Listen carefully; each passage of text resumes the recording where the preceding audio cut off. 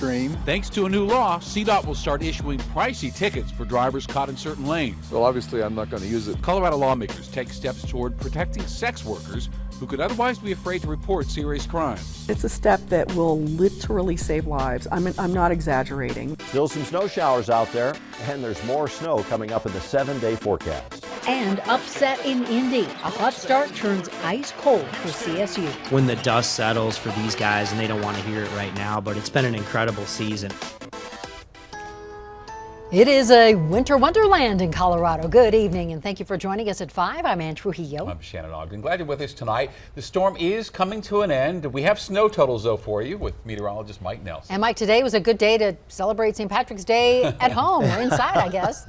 And a quick note, the reason that weather people can't wear green is behind me is actually a green wall that projects all the maps. So I would disappear, which some might prefer, given these snow totals. Genesee had 15 inches. Ponderosa Park, Northwest Elbert County had 12. Parker, 10.5. At our studios here, we had 5. Out at DIA, about 7.2. It's coming to an end, but there are still some flurries. Roads are wet, and later on tonight, as temperatures drop, they're going to turn slick. We're 35 currently in Denver, expected to drop into the upper teens by early tomorrow morning.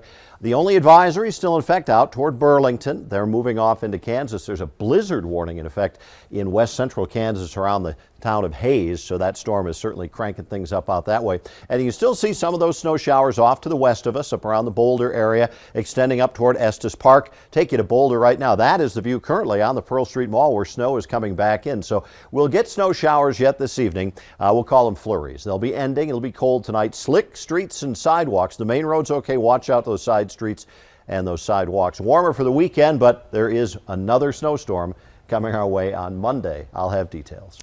And you know, even with the snow, that did not stop people from going out and celebrating St. Patrick's Day here in Denver. We sent one of our photographers over to the Irish Rover along South Broadway, where people seem to be attempting to do a jig in the dance floor. I think we'd see more people out here if the weather weren't so bad, honestly, but I think in general the city opening up is a good thing. It really does feel like we're back to normal. Good times, good drinks, good laughs. Now, to check on the weather before you head out to your next night out, download the free Denver 7 Plus app. It is available right now on your streaming device. Colorado will soon start ticketing drivers if they're caught illegally driving in I-70 toll lanes. This especially applies, or specifically, to that narrow 13-mile stretch of express toll lanes between Empire and Idaho Springs. That's where we find Denver 7's Ivan Rodriguez. All right, Ivan, how much will those fines be? When does this take effect? Well, it's a hefty fine. Right now we're on I-70, traveling right between Empire and Idaho Springs. I'll go ahead and flip the camera around for you. You can see where we are.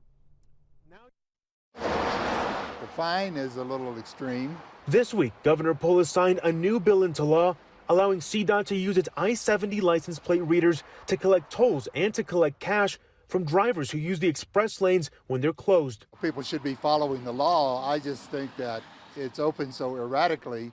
People don't always know when it's open. Maybe you didn't notice the last sign, so you jump in, you jump out, use it as a passing lane. That's going to be a steep fine. According to state data, last year, about 45,000 drivers used the eastbound express toll lane when it was closed. CDOT says drivers who use the lane illegally risk creating a serious crash. Coming down from Empire, there's some blind corners. You come up over hills on that, and you won't know if that lane is closed and you're going 80 miles, 75, 85 miles an hour, and you come around a corner and there's someone changing a tire. You're not going to have enough time to stop. Another big question from drivers we spoke with between Empire and Idaho Springs is why the toll lanes seem to be closed so often. I think it's ridiculous. There ought to be a way for them to create a lane that's open 7 days a week. I want to do what is safe for the most amount of people, first and foremost.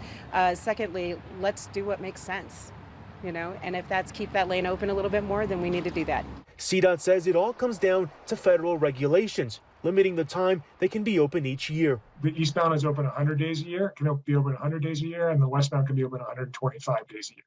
And that's because it's a peak period shoulder lane, not a full-time express lane like the other corridors. Still, it's a hefty new fine for drivers looking to beat traffic when toll lanes aren't open. Well, obviously, I'm not going to use it.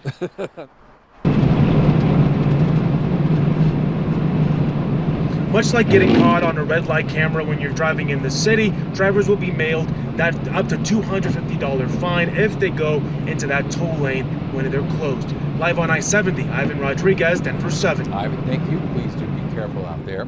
Also, a reminder to move over for emergency vehicles. A Jeffco deputy was sent to the hospital last night after that deputy's cruiser was hit while investigating a crash along C-470. The deputy's going to be okay and is now out of the hospital. Police in West Texas have confirmed a 13-year-old was driving the pickup truck that crashed into a van and killed 9 people, one of them a Colorado man. The NTSB says the truck's left front tire failed, causing it to veer into the other lane and then collide head-on with that van. This happened on Tuesday, and 6 University of the Southwest golfers were killed in that crash, including 22-year-old Jackson Zinn from Westminster, who graduated from Ralston Valley High School. A family friend says Jackson was an amazing human. U.S. Secretary of State Antony Blinken confirmed today another U.S. citizen has been killed in Ukraine. Now, he didn't go into details. Police in the Ukrainian region of Chernihiv says in a Facebook post that an American was among the people killed by heavy artillery on Tuesday. American journalist Brett Renaud was killed in Ukraine last week. Now, Secretary Blinken says Ukraine is making strides, though, in pushing back Russian forces. President Putin's invasion of Ukraine is not going to plan. The Ukrainian people haven't welcomed the Russian military. They haven't submitted.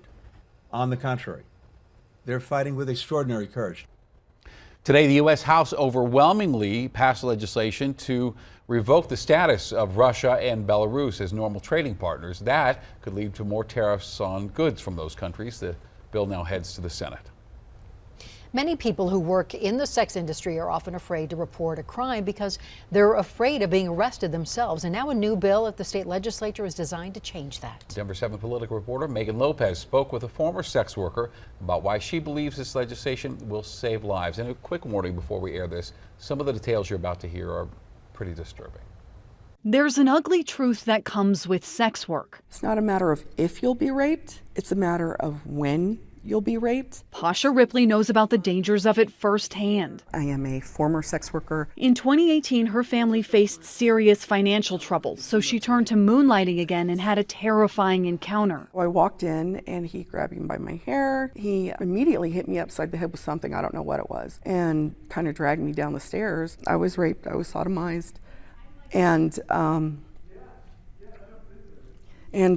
it just turned into a situation where I honestly thought he was going to kill me. I really did. I thought I was going to die. Pasha went to the hospital for treatment, but never reported the abuse to police. She was afraid. The last thing this guy said to me when I walked out of the door was, "Who are you going to tell?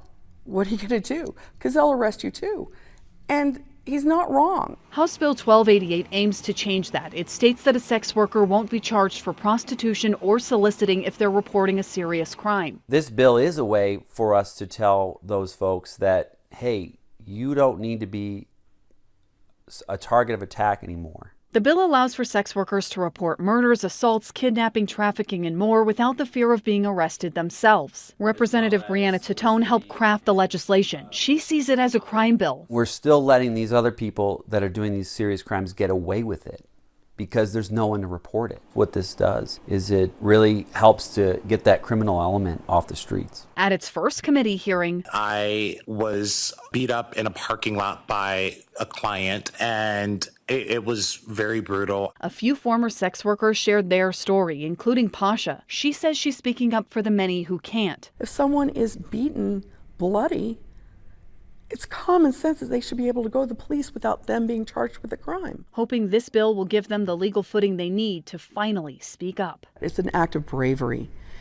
And I think it will take a few brave workers to come forward. Megan Lopez, Denver 7. And this bill has bipartisan support, and it passed its first committee test with a unanimous vote on Wednesday, and it now heads to the House floor. And today, Governor Polis signed 4 new bills into law. One bill will make it easier for rural school districts to address the teacher and employee shortages. It would allow retired teachers to return to work full-time in a rural school district without impacting their retirement benefits. It also expands the program to include school nurses and paraprofessionals. The Rams were the only Colorado men's basketball team to make it to the NCAA tournament, and that dream ended today. Now, CSU gave up a 15-point lead and lost to Michigan in Indianapolis today. The Rams did, though, make the first basket of the tournament. A three-pointer from Deshaun Thomas. Now, in the end, they lost 75-63, and Nick's going to have all the highlights on Denver 7 News at 6 and 10. And according to the NCAA, fewer than 2% of brackets are still perfect after today's first round games. If your bracket's already busted, maybe you want to take a shot at another one?